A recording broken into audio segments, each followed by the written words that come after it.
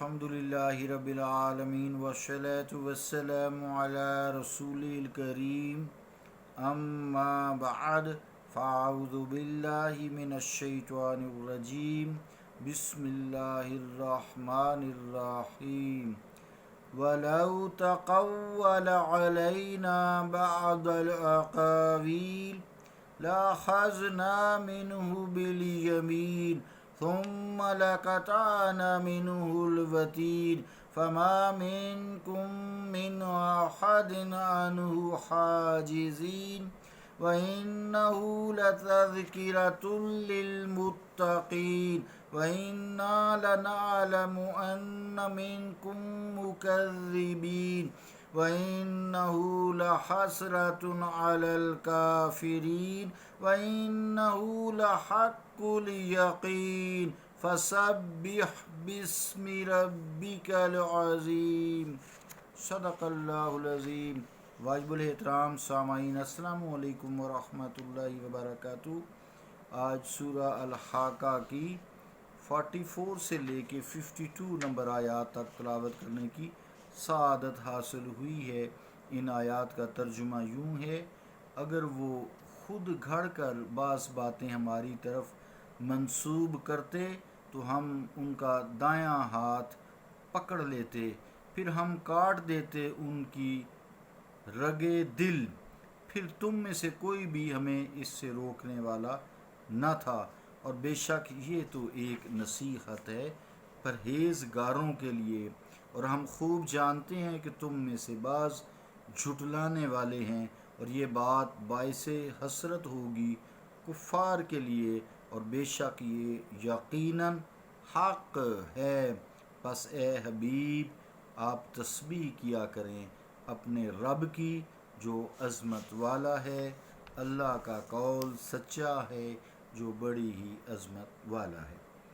عزیزان گرامی قدر، آیت نمبر 46 میں مقام نبوت کی نازک اور گراں ذمہ داریاں ان کی طرف توجہ دلائی جا رہی ہے، یعنی جس کی نبوت کو ہم، اللہ کریم فرماتا ہے، معجزات اور دلائل سے ثابت کریں، وہ ہرگز اپنے رب کے کلام میں اپنی طرف سے کوئی ملاوٹ نہیں کرتا۔ بفرض محال اگر وہ اپنی طرف سے کوئی بات گھڑ کر ہماری طرف منسوب کر دے تو یہ کوئی معمولی سا جرم نہیں ہے جس کا نوٹس ہی نہ لیا جائے یا جس سے چشم پوشی اختیار کی جائے، بلکہ یہ تو اتنا بڑا گناہ اور سنگین جرم ہے کہ اگر اسے گوارا کر لیا جائے تو سلسلہ نبوت کا مقصد ہی فوت ہو جاتا ہے۔ کسی کو نبی کی بات پر وثوق اور اعتماد ہی نہ رہے گا۔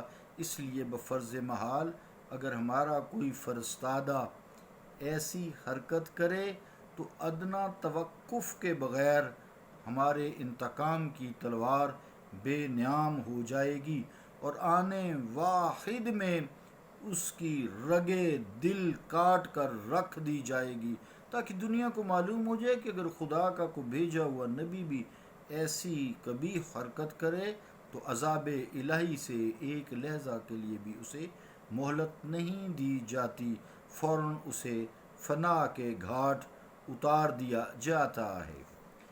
آیت میں جو لفظ ہے وتین، تو وتین کا مطلب ہوتا ہے ارکن فی القلب اذا انقطع ما تصاحبہ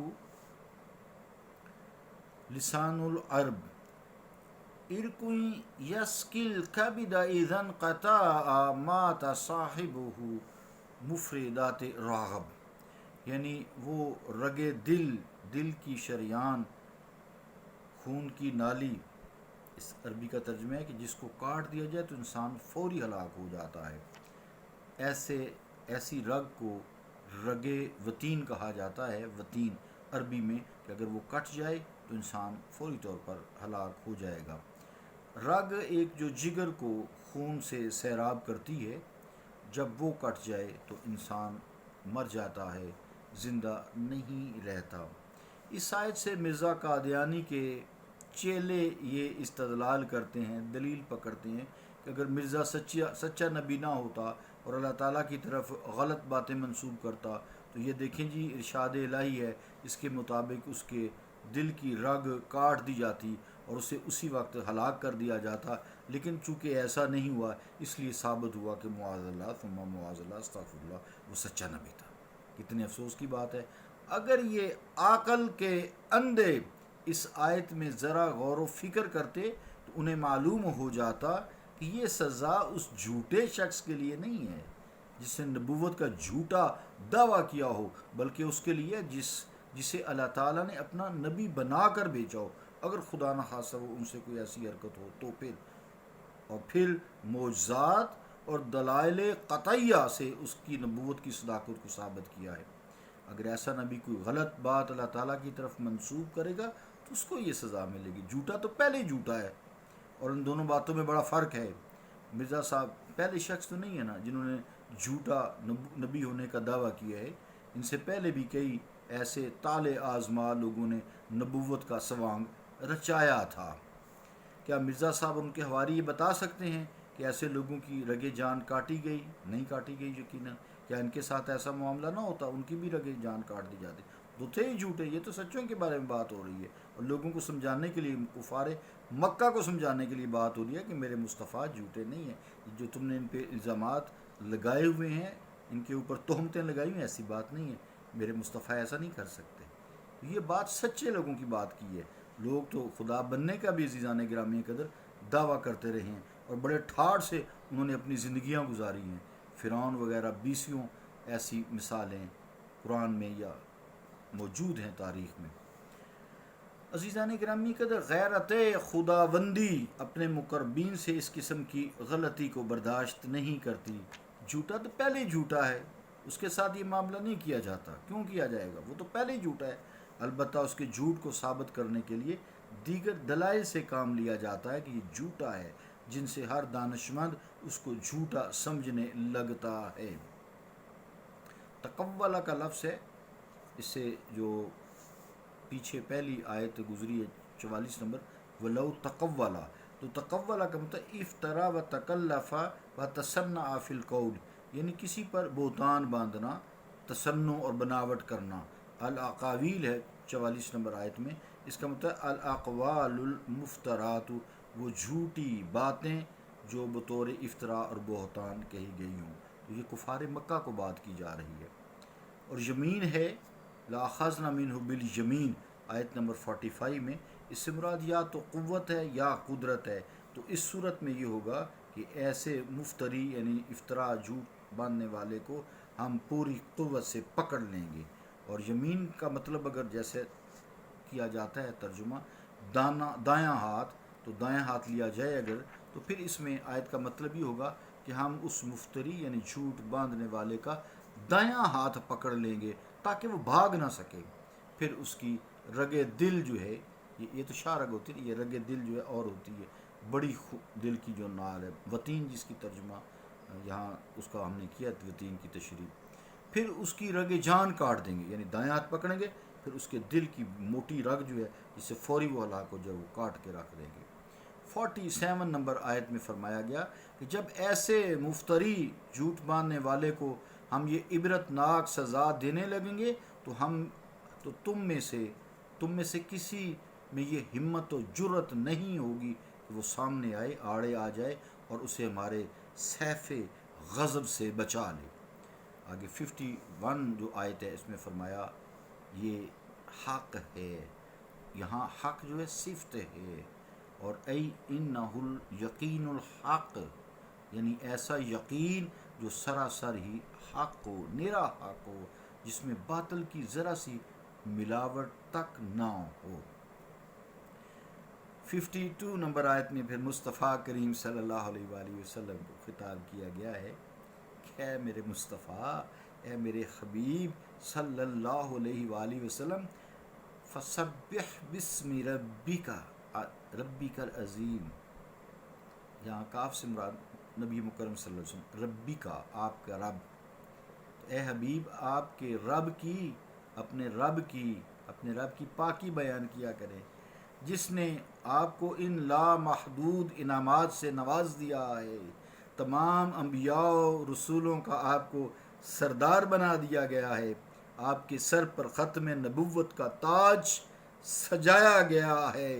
آپ کو رحمت للعالمین کا لقب عطا فرمایا گیا ہے اور آپ کو ہر عیب اور نقص سے محفوظ رکھا ہے۔ جس رب نے آپ پر اتنے بڑے احسانات فرمائے ہیں وہ رب واقعی عظیم ہے۔ اس کی تسبیح کرنا، اس کی حمد کرنا، اس کا شکر بجا لانا اے مصطفیٰ آپ پر فرض ہے۔ اس ارشاد ربانی کی تعمیل میں نبی مکرم صلی اللہ تعالیٰ علیہ وآلہ وسلم بڑی لگن اور بڑے شوق سے مشغول رہتے ہیں۔